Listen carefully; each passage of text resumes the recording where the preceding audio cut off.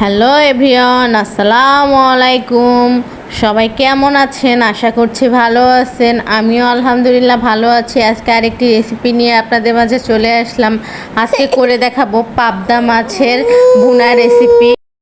এখানে আমি মাছ নিয়েছি, কেটে ধুয়ে ভালোভাবে পরিষ্কার করে নিয়েছি। দেখুন, এরপর চুলায় একটা প্যান বসিয়ে পরিমাণ মতো তেল দিয়েছি। তেল গরম হয়ে আসলে দিয়ে দিব পেঁয়াজ কুচি। পেঁয়াজটা দিয়ে একটু সামান্য পরিমাণ ভেজে নিব। পেঁয়াজটা একটু নরম হয়ে আসলে দিয়ে দিব রসুন বাটা 1 টেবিল চামচ, আদা বাটা 1 টেবিল চামচ। এখন আদা এবং রসুনটা একটু ভেজে নিব, আদা রসুনের গন্ধটা চলে যাওয়া পর্যন্ত। ভেজে নেওয়া হয়ে গেলে সামান্য পরিমাণ পানি দিয়ে গুঁড়া মশলাগুলো অ্যাড করে দিব।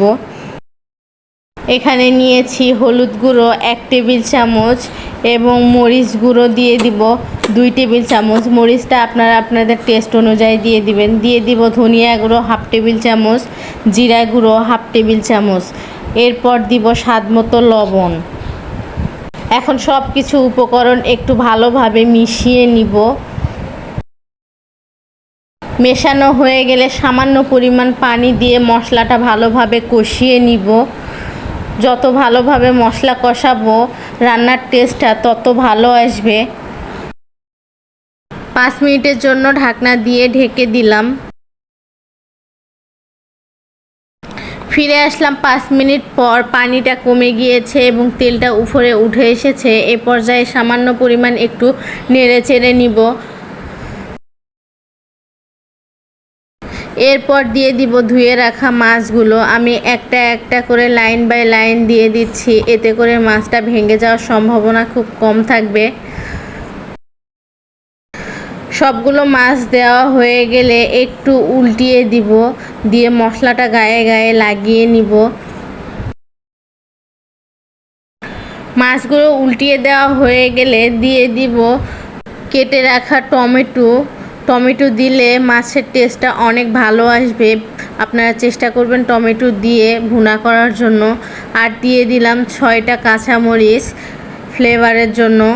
এরপর সামান্য পরিমাণ পানি দিয়ে ঢাকনা দিয়ে ঢেকে দিব বলক আসা পর্যন্ত।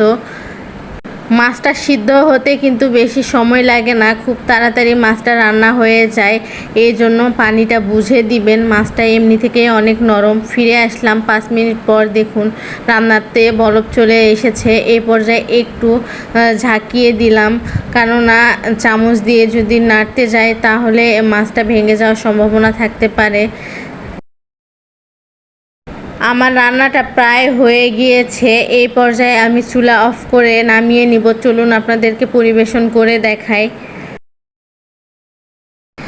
দেখুন কত সহজে পাবদা মাছ রেসিপি করে ফেললাম। আপনারা যারা এভাবে কখনো ট্রাই করেননি একবার হলেও দেখবেন, ভীষণ মজার হয়েছে খেতে। আজকে এই পর্যন্ত, আবারও অন্য কোনো ভিডিও নিয়ে আপনাদের মাঝে চলে আসবো। সেই পর্যন্ত সবাই ভালো থাকবেন, সুস্থ থাকবেন আর আমাদের সবার জন্য দোয়া করবেন। আল্লাহ হাফেজ।